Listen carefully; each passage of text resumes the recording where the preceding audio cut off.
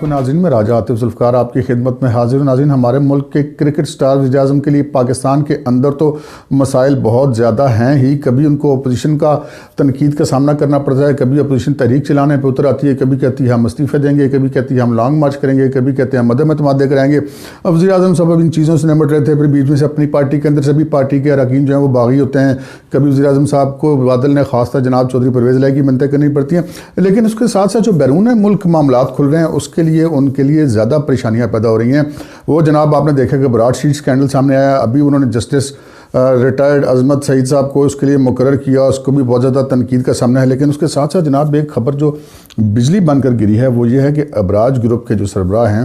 عارف نقوی صاحب، برطانوی حکومت نے وہاں کی عدالت سے درخواست کی تھی کہ امریکہ کے ہم ان کو حوالے کرنا چاہتے ہیں، تو جناب برطانیہ کی عدالت نے ان کو امریکہ کے حوالے کرنے کی اجازت دے دی ہے۔ بظاہر یہ کوئی اتنی بڑی خبر نہیں ہے، لیکن جناب یہ ساری کہانی جو ہے وہ اتنی سادہ نہیں ہے، اس کے پیچھے بہت سارے ٹوسٹ ہیں۔ اور یہ جناب ابراج گروپ کی طرف سے جو پی ٹی آئی کے لیے فنڈنگ اور جناب اس ابراج گروپ کی جو اپنی ایکٹیویٹیز تھی انڈر ورلڈ کے حوالے سے، داؤد ابراہیم کے حوالے سے، بل گیٹس کے حوالے سے، یہ سارے معاملات بڑے گڑبڑ ہو رہے ہیں۔ اور جناب ان سارے معاملات سے کس طرح نکل پائیں گے، یہ تمام لنکس آج ہم آپ کو بتائیں گے۔ تو اس سے پہلے کہ ہم اپنے پروگرام کو آگے بڑھائیں، آپ سے گزارش ہے کہ اگر ابھی تک آپ نے ہمارا چینل سبسکرائب نہیں کیا تو پلیز اسے سبسکرائب کر لیجئے، تاکہ جو ہی ہمارا کوئی پروگرام اپلوڈ ہو تو اس کا نوٹیفیکیشن فوری طور پر آپ کو موصول ہو سکے۔ تو ناظرین، پروگرام کا آغاز کرتے ہیں۔ جناب ابراج گروپ کا آپ نے نام بھی سنا ہوگا، عارف نقوی صاحب کا بھی نام سنا ہوگا، بہت بڑے آدمی ہیں، بہت بڑا گروپ ہے، بہت بڑا سرمایہ ہے اس گروپ کے پاس۔ جناب جو پی ٹی آئی کے مبینہ جو فنڈ دینے والے لوگ ہیں ان میں ان کا شمار ہوتا ہے۔ کے الیکٹرک سے بھی ان کا معاملہ ہے، جناب آپ نے نام سنا ہوا ہے کے الیکٹرک کا بھی۔ تو جناب ابراج گروپ کے سربراہ عارف نقوی کو جو ہے وہ برطانیہ کی عدالت نے برطانیہ کے سیکرٹری خارجہ کو یہ اجازت دے دی ہے کہ ان کو امریکہ کے حوالے کر دیا جائے۔ امریکی ایف بی آئی نے ان کی تحویل کا مطالبہ کیا تھا برطانیہ کے ساتھ۔ اب عارف نقوی صاحب جو ہیں وہ برطانوی شہری ہیں، اور برطانوی شہری ہونے کے باوجود برطانیہ اپنے ہی شہری کو امریکہ کے حوالے کرنے پر کیسے آمادہ ہو گیا؟ وہ تو اپنا شہری نہ ہو اس کو بھی نہیں دیتے۔ تو یقیناً امریکہ نے کوئی مضبوط قسم کے ایویڈنسز ان کے سامنے پیش کیے ہوں گے۔ لیکن ابھی عارف نقوی صاحب کے پاس دو جو ہے پلیٹ فارم موجود ہیں، ایک لندن ہائی کورٹ اور اس کے بعد برطانیہ کی سپریم کورٹ، کہ اگر وہ ان کو روک دیں امریکہ کے حوالے کرنے سے۔ امریکہ جو ہے وہ عارف نقوی کی حوالگی کیوں چاہتا ہے، اس حوالے سے ہم آپ کو کچھ آگاہ کریں گے۔ جناب امریکہ میں ایک ابراج گروپ میں عارف نقوی کے جو پارٹنر ہیں مصطفیٰ عبدالودود ان کا نام ہے، ان کو جناب گرفتار کیا گیا، اور انہوں نے جو ہے وہ کافی سارے وہاں پہ انکشافات کر دیے۔ پہلے تو انہوں نے اپنے اوپر الزامات جو ان کو منی لانڈرنگ کے الزامات کے تحت گرفتار کیا گیا تھا، اور پہلے تو انہوں نے اس کا انکار کیا، لیکن بعد میں جب ان کو ان کے وکلاء نے یہ مشورہ دیا کہ اگر وہ وعدہ معاف گواہ بن جائیں تو ان کو سزا جو ہے وہ کم ہوگی، ورنہ پھر سزا بہت لمبی ہو جائے گی۔ مبینہ وعدہ معاف گواہ مصطفیٰ عبدالودود کو 2019 میں نیو یارک کے ایک ہوٹل سے گرفتار کیا گیا تھا، جہاں وہ اپنی اہلیہ کے ہمراہ ٹھہرے ہوئے تھے، اور جو اب تک کی تفتیش کی ہے امریکی جو ایف بی آئی کے ذرائع ہیں، جو وہاں پہ امریکہ کے صحافیوں نے جو اس کیس کو کور کرے، انہوں نے کہا کہ اگر یہ انکشافات جو انہوں نے کیے ہیں اگر عارف نقوی حوالے ہو جاتے ہیں امریکہ کے، تو انکشافات کا ایک بہت بڑا پینڈورا باکس کھل جائے گا۔ اب جناب عارف نقوی کی حوالگی اور یہ مصطفیٰ عبدالودود کی گرفتاری، ان کا جناب ہمارے ملک سے کیا تعلق ہے، پی ٹی آئی سے کیا تعلق ہے جناب؟ تو اس سلسلے میں ذرائع کا یہ کہنا ہے کہ مبینہ طور پر جو ہیں وہ عارف نقوی نے 2013 کے الیکشن میں 1 ارب روپے کی فنڈنگ کی تھی پی ٹی آئی کے لیے، اور وہ فنڈ جو ہے رقم جو ہے وہ عمران خان صاحب کو بھیجی گئی تھی، اور عمران خان صاحب نے وہ رقم اپنے پارٹی کے ایک رہنما جو اب ان کی مبینہ طور پر کابینہ کا بھی حصہ ہیں ان کے حوالے کی۔ اور جب اس رہنما نے عمران خان سے پوچھا کہ یہ رقم جناب کہاں سے آئی، تو عمران خان نے کہا کہ جناب وہ ابراج گروپ والا جو عارف نقوی ہے وہ اس کی میں کرکٹ سینٹر میں جناب مشرق وسطیٰ میں کوچنگ کرتا رہا ہوں، تو یہ پیسے انہوں نے جناب فنڈ بھیجا ہے الیکشن لڑنے کے لیے، تو یہ الیکشن کمپین پہ خرچ کرنے کے لیے یہ پیسہ آیا ہے۔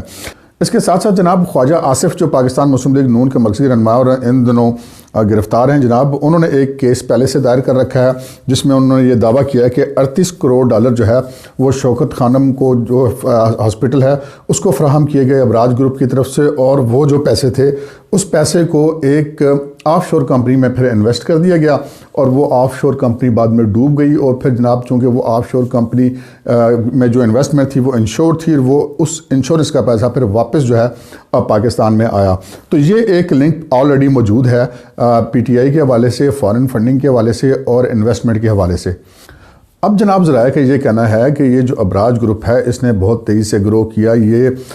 بہت سارے لوگوں کا سرمایہ اس میں موجود تھا، اس میں بھارتیوں کا سرمایہ بھی موجود تھا، اس میں شیخوں کا سرمایہ بھی موجود تھا، اس میں عربیوں کا سرمایہ بھی موجود تھا، اور جناب مبینہ طور پر بل گیٹس صاحب نے بھی $1 ارب انویسٹ کر رکھے تھے۔ اور جو سب سے اہم اور دلچسپ بات ہے کہ انڈر ورلڈ کے ایک بہت بڑا نام جناب داؤد ابراہیم، وہی جناب جن کے نام پہ بڑی فلمیں بھی انڈیا نے بنا رکھی ہیں،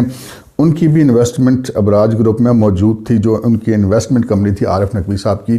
اس میں ان کی انویسٹمنٹ بھی موجود تھی۔ لیکن کہا جاتا ہے کہ جناب پھر ایک دم بھارتیوں کو پتہ نہیں کیا ہوا، انہوں نے یکدم اپنا سرمایہ جو ہے وہ عارف نقوی صاحب کی کمپنی سے نکال لیا، اور جب وہ کمپنی سے سرمایہ نکالا تو پھر عربی شیخوں کو بھی یاد آ گئی کہ جناب ہم نے بھی اپنا سرمایہ نکالنا ہے۔ پھر جب انہوں نے اپنا سرمایہ نکالا تو پھر جناب امریکیوں کو بھی یاد آ گئی، انہوں نے بھی اپنا سرمایہ نکال لیا، تو پھر عارف نقوی صاحب کرائسس میں آ گئے۔ کہنے والے کہتے ہیں کہ مبینہ طور پر عمران خان صاحب نے ان سے یہ وعدہ کیا ہوا تھا کہ وہ ان کو اقتدار جب ملے گا تو وہ ان کو اپنا وزیر خزانہ بنائیں گے، لیکن 2018 کے انتخابات سے عین پہلے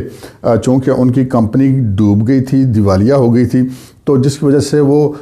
بال پاکستان کے وزیر خزانہ مبینہ طور پر بنتے ہوئے عارف نقوی صاحب بچے۔ لیکن جناب کراچی کو جو بجلی سپلائی کرنے والی کے الیکٹرک کمپنی ہے وہ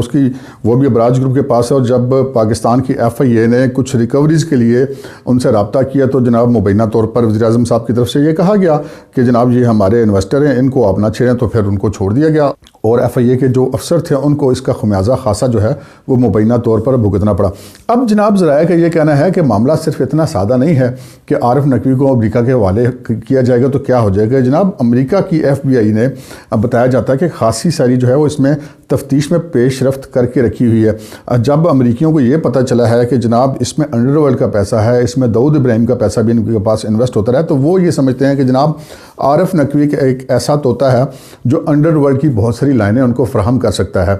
تو جناب جب عارف نقوی صاحب کو برطانیہ میں حراست میں لیا گیا تو ان کے قوانین کے مطابق ان کے لواحقین کو اطلاع کرنے ضرورت تھی، تو وہاں کے حکام نے جب ان سے پوچھا کہ جناب آپ کی گرفتاری کے بارے میں کس کو اطلاع کی جائے، تو انہوں نے پاکستان کے وزیر اعظم عمران خان صاحب کا اور پاکستان کے صدر جناب عارف علوی صاحب کا مبینہ طور پر نام لیا کہ یہ میرے ورثاء ہیں، یہ میرے لواحقین ہیں، ان کو اطلاع دی جائے۔ تو جناب معاملہ یہ ہے کہ اگر عارف نقوی جناب حوالے ہو جاتے ہیں امریکہ کے اور وہاں پہ تفتیش ہوتی ہے ایف بی آئی کی، تو پھر معاملات ہو جائیں گے بڑے خراب۔ اور اسی وجہ سے عارف نقوی صاحب نے جناب وہاں پر ایک درخواست دائر کی ہوئی تھی کہ ان کو امریکہ کے حوالے نہ کیا جائے، کیونکہ امریکہ میں جو ہے وہ جیلوں میں بڑی سخت ہیں، وہاں پہ کالے ہوتے ہیں، اتھے کرتے بھی بڑا نے، تو جناب بنیادی انسانی حقوق کی خلاف ورزی ہو جائے گی، مجھے برطانیہ میں گرفتار رکھا جائے، مجھے امریکہ کے حوالے نہ کیا جائے، تو وہ درخواست بہرحال ان کی ہوگی مسترد۔ اب جناب اگر عارف نقوی صاحب امریکہ کے حوالے ہو جائیں گے تو اس چیز کے خدشات بہرحال موجود ہیں کہ جو پی ٹی آئی کی فارن فنڈنگ یا ممنوعہ فنڈنگ یا منی لانڈرنگ والا جو معاملہ ہے اس میں بہت سارے معاملات جو ہیں وہ آگے بڑھ سکتے ہیں، اور وزیر اعظم پاکستان اور ان کی پارٹی پی ٹی آئی کو بہت ساری دشواریوں کا سامنا کرنا پڑ سکتا ہے۔ پاکستان کے اندر تو جناب وزیر اعظم صاحب عظمت سعید صاحب کو لگا کر براڈ شیٹ والے معاملے سے اپنا جو ہے وہ کابینہ کے لوگوں کا یا اپنے جو نمائندے ہیں مبینہ طور پہ ان کا مدعا وہ کسی اور پہ ڈلوا سکتے ہیں، لیکن امریکہ کی ایف بی آئی میں کیا ہوگا؟ جب وہاں سے ان کے شفاعت آئیں گے تو پھر یقیناً ان کو بہت زیادہ مسائل کا سامنا کرنا پڑے گا۔ آج کے پروگرام میں اتنا ہی، اجازت دیجیے، اللہ حافظ۔